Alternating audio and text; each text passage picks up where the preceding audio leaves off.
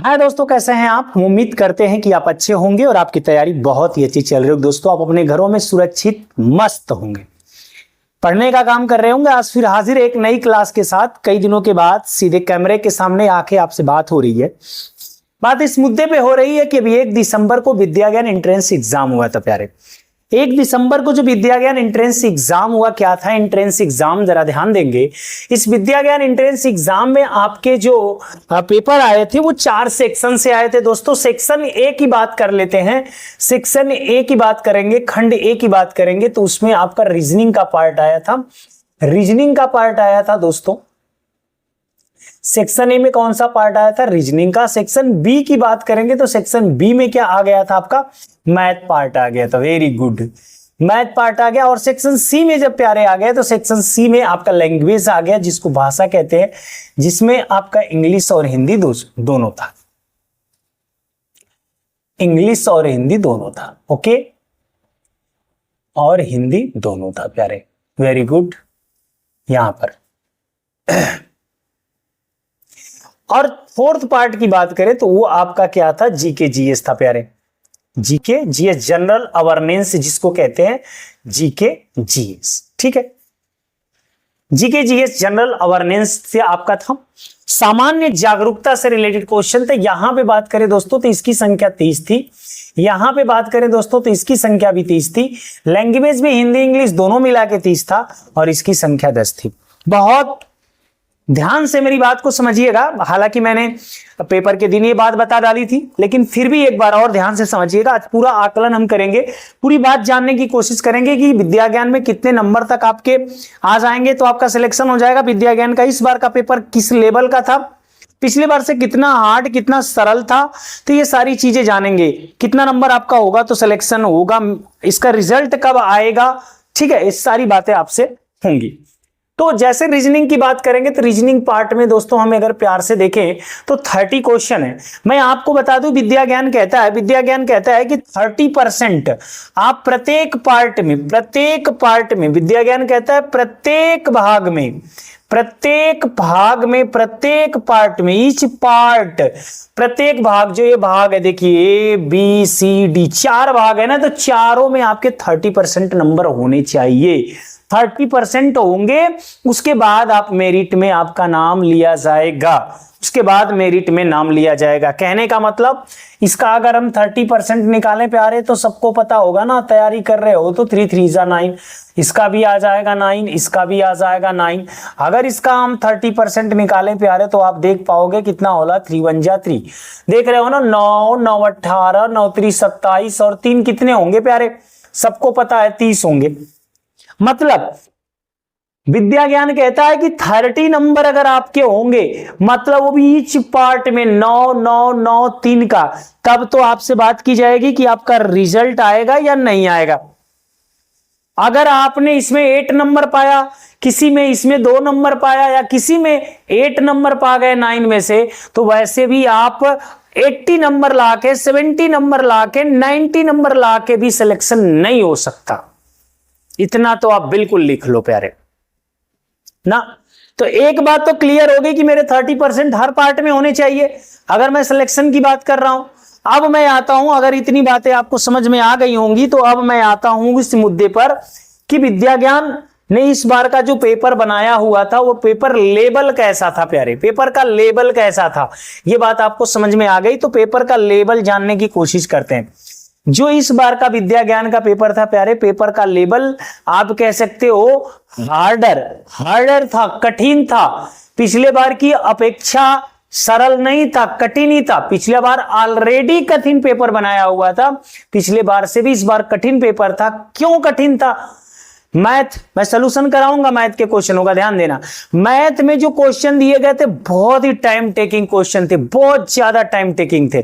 और रीजनिंग के भी ढेर सारे क्वेश्चन टाइम टेकिंग में ही थे, समझ रहे हैं। पैसेज आपको बहुत बड़ा बड़ा दिया गया था, हालांकि पैसेज आपके पिछले साल के भी बड़े थे, लेकिन इस बार भी काफी बड़े बड़े पैसेज थे। अगर कहीं थोड़ी बहुत आसानी थी तो जीएस पार्ट में थी पहले की अपेक्षा। बट जो आपके ये 2 पार्ट है जो कि नंबर आपके उठवाते हैं, यही काफी आपके क्या दे दिए गए थे, कठिन दे दिए थे। टाइम टेकिंग, कठिन के साथ साथ टाइम टेकिंग। कठिन तो पिछली बार भी था और उसके पहले के सालों में पेपर आसान हुआ करते थे, तो ये कठिन के साथ साथ टाइम टेकिंग आपका हो गया था।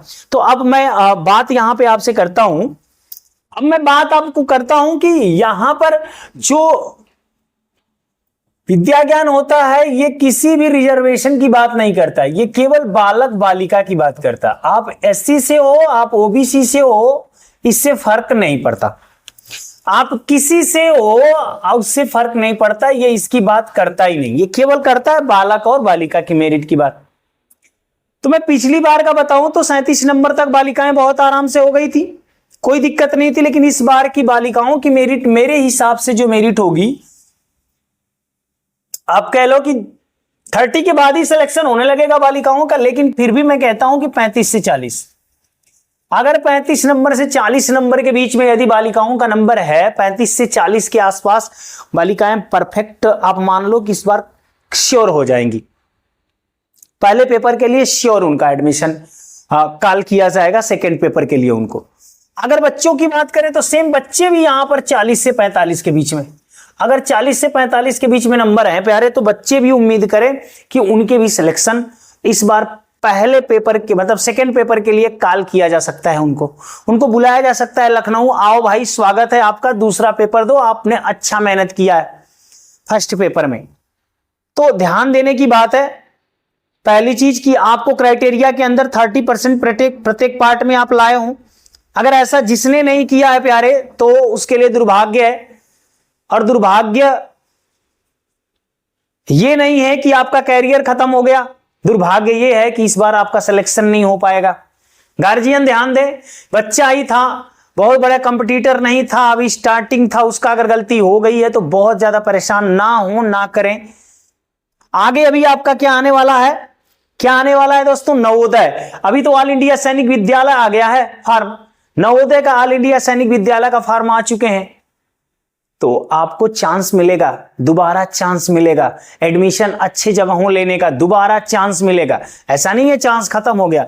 इसलिए बहुत ध्यान से आप ने अगर गलती हो गई तो आगे ऐसी गलती ना करें, ये सीखिए, ये सबक लीजिए, ना कि आपकी जिंदगी ही खत्म हो गई। ना ना ना, अभी तो शुरुआत है, अभी तो पालने में पैर रखना चालू किया आपने, अभी तो चलना है, अभी दौड़ना है, भागना है, सब बाकी है ना। तो ये आपकी कट ऑफ हो सकती है बालक की, ये हो सकती है बालिका की मेरे हिसाब से। और रिजल्ट की बात करें कि पहला रिजल्ट आपका कब आएगा भाई, हर बार जैसा कि मेरा अनुभव है रिजल्ट 15 से 20 दिनों में आ जाया करता है। 1 तारीख को पेपर था तो उम्मीद करिए कि 20 से 25 तारीख ज्यादा से ज्यादा जाएगा, तो 20 से 25 दिसंबर में आपका रिजल्ट आने ही जाना चाहिए। 20 से 25 दिसंबर में आपका रिजल्ट आ ही जाना चाहिए प्यारे, 20 से 25 दिसंबर के अंदर आपका रिजल्ट आएगा और आपको पता चलेगा।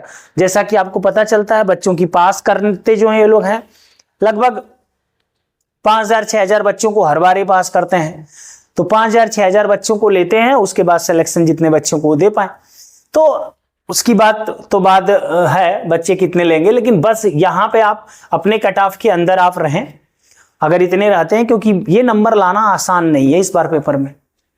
पेपर पिछले साल जैसा था, लेकिन मैंने बताया ना टाइम टेकिंग था, मैथ के बहुत सारे क्वेश्चन बहुत टाइम टेकिंग थे, रीजनिंग के भी बहुत सारे क्वेश्चन थे। तो मैं उम्मीद करता हूं कि अपने रिजल्ट के लिए आप इंतजार कर रहे होंगे, बट एक बात आपसे गुजारिश है कि जिन बच्चों के नंबर इससे के आसपास जा रहे हैं या आपके नंबर कितने जा रहे हैं, आप कमेंट करके जरूर बताएं ईमानदारी के साथ। मैंने आंसर की दी है ना, आप मिलाए कि नहीं मिलाए, ऑथेंटिक आंसर की बिल्कुल राइट आपके लिए है, उसमें कोई गलत नहीं है। 2-3 क्वेश्चन जो कि डबल आंसर सही है, उनके भी मैं बाद में वीडियो बना के आपको बता दूंगा कि क्या कंफ्यूजन है, ठीक है। और बकिया आपको पूरे आंसर की अच्छे से दे दिए गए, ठीक है। तो आप अपने कमेंट के द्वारा बताएं आपके नंबर कितने हैं और आप कहां से हैं, ठीक है। तो आज के लिए इतना ही, नेक्स्ट क्लास मिलेंगे और सही नॉलेज के साथ और एक और सही क्लास के साथ, जो कि हमारी किसकी होगी, विद्या ज्ञान के साथ साथ नवोदय एंट्रेंस एग्जाम आ गया, सैनिक विद्यालय आ गया, तो इनके लिए भी क्लास आपको मिलना चालू हो जाएगी। तो फिलहाल अभी के लिए इतना ही दोस्तों, नेक्स्ट क्लास मिलेंगे। जय हिंद।